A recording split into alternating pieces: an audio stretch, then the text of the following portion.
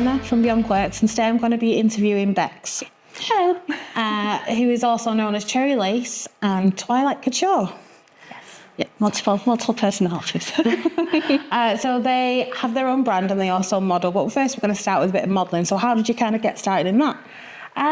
So probably back in 2018, 2019, I went for a few little modelling shoots at studios. You know, you get like those free shoots. 3 days, yeah. 3 days to sort of try things out, which are really good. I'd recommend people to do them. They are kind of a confidence booster, but that kind of gave me a little bit of a taste for it. Mm-hmm. And then I remember sort of a few months afterwards, you mentioned about the Alternative Model of the Year kind of competition coming to Manchester, where they were doing a sort of a beginner's photo shoot there. So yeah, I thought I'd go along to that on your recommendation. Mm-hmm. So yeah, I went there, tried it out, had a really fun time, got through to the catwalk shows. And then after that, one of their sponsors, Rogue Model, were looking for models. So I applied for that. And yeah, I got accepted by their agency and I've been doing bits of modelling ever since. Yeah. So predominantly what kind of modelling would you say you do? Predominantly a mixture between sort of gothic, fantasy and pin-up. I kind of fluctuate between all three. Obviously, I am more gothic naturally, so I do prefer doing those kind of shoots. But yeah, I'm kind of open to really trying out all different things. So obviously you've developed a portfolio and you've got a real mix of images and people want to see that, they can find that online quite easy. Yeah, so most of my images, I have got some on Purple Port, but predominantly I put them on Instagram, which is on Cherry Lace Photos, in case you want to check any of those out. Cool. So from there, you did your portfolio, you've built your confidence and you went back and did alt model. Yes, I did. So I've joined in for a few of the years now. So I did, was it 2019? The 2020 pandemic year one, which was more of a lockdown. Which was all online, yeah. So I took part in that as well. Yeah, which that was quite fun because it got in the Guinness World Records, didn't it? For the most amount of online catwalk or something. Yeah, and that was really good that year, again, for confidence boost, because I actually won my category, which was the 30 plus category at that time. And then you went, obviously, as soon as the world came back together, you went and did some more. Yeah. Kind of got a bit of a bug for it. Yeah, a little bit of a bug. And then you've won again since? I have. So this year's, last year's one, so 2023. I won my category again, the 30 plus, which again I wasn't expecting, but it was a really nice surprise and a really nice confidence boost. Yeah. So.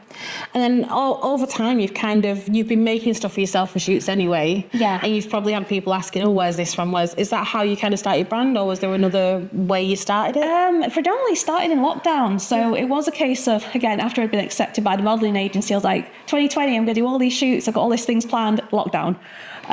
So sat at home thinking about shoots that I could do, and then thought, I'm going to have a go at making some outfits, making some accessories. I was on Pinterest a lot looking at inspiration. Yeah, Pinterest is amazing, by the way. If you are starting out in the modelling and you don't kind of know what kind of look you want to go for, it's really great.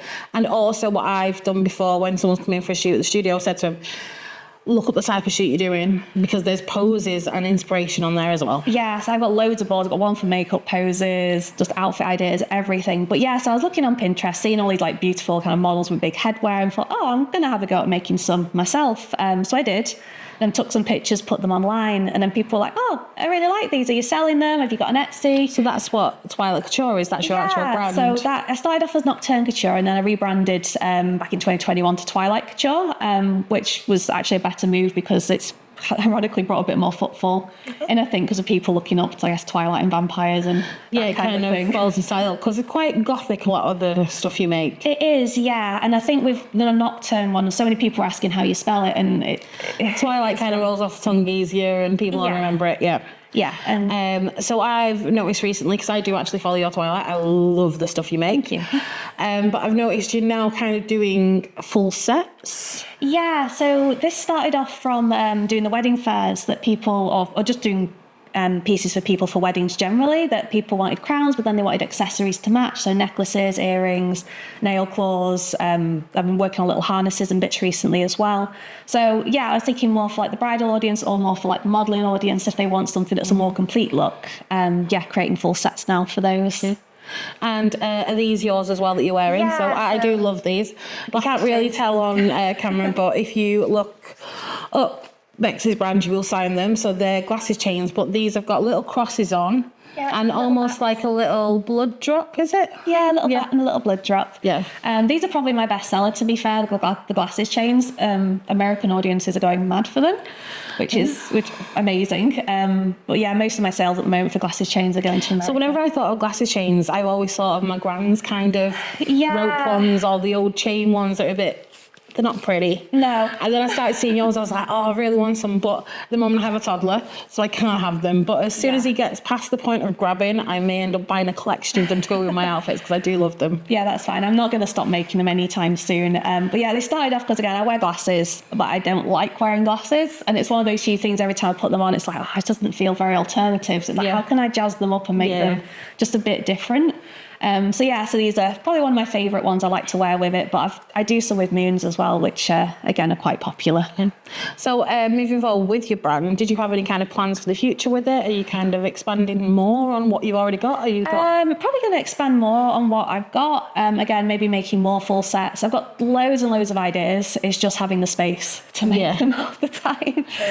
Because I basically have a home studio, so it's only a tiny little space. So a lot of the times that's why I make to order, so I kind of make it and then it goes straight out.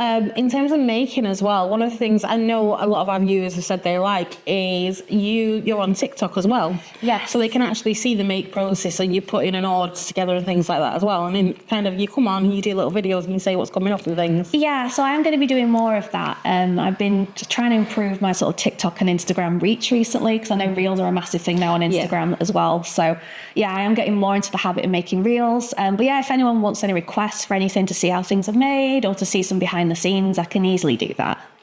And then regarding your modelling, are you going to continue doing that? Yeah, so my modelling's kind of more something I do for fun rather than as like an actual, I guess, career path. But I'm still going to be doing that.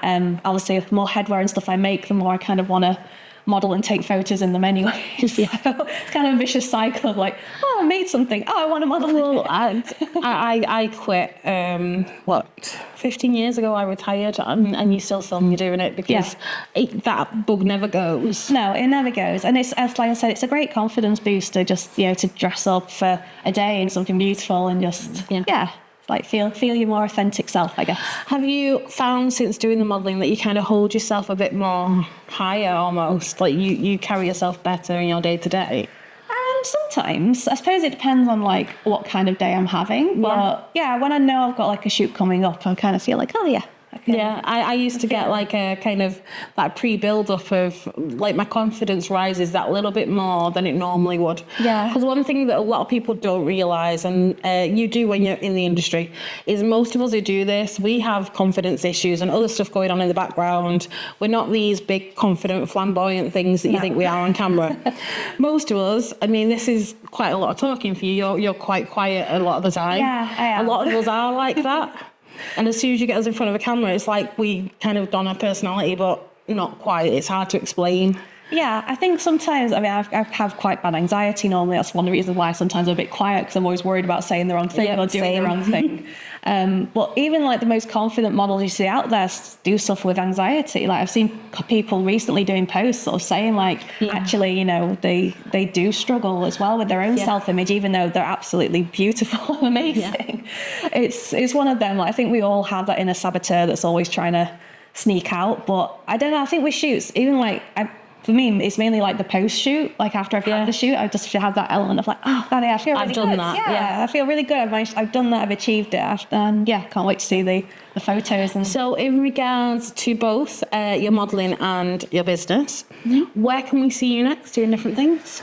So I've been doing a lot more physical markets recently. So the next one I'm going to be at is the Manchester Bazaar at Diecast, which is on, I think, the 9th of June. It's the first Sunday in June.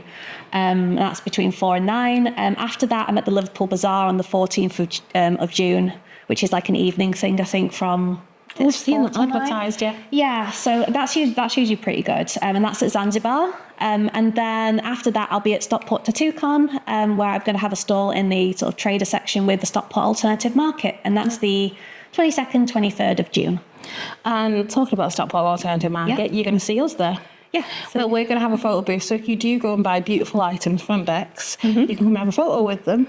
Yeah, that'd be amazing. And then we can even pass them on to show her you wearing them. Yeah, that'd be incredible, because that's one of the... Because as a maker, that's one of the things you love most. Yeah. You like seeing that kind of final thing of them wearing them, and they're then kind of going, look at this, and getting all excited. Yeah, that is one of my favourite bits, to be fair. Like, it doesn't even have to be like the professional modelling shoot, just seeing people like, you know, at an event or on their wedding day, or even just sat at home, like they've put it on and like, oh, I feel so beautiful today. I've even had someone recently, like they opened the package and their dog went and put the head in and put the crown on and didn't want to take it off because they found this beautiful brilliant. like golden retriever called Olive. She looked amazing.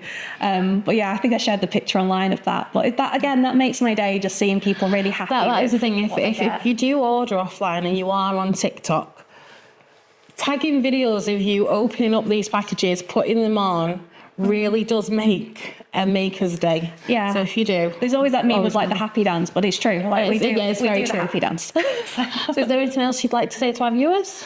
No, I think that's pretty much covered everything. If you do want to sort of check me out, my Etsy is Twilight Couture Store. I'm on Facebook under the same name, and Instagram and TikTok are just as Twilight Couture. Yeah. But yeah, and then obviously we've got Cherry Lace. But what we'll do is, like we always do, when we post the content, we will put all the links on so you can find her.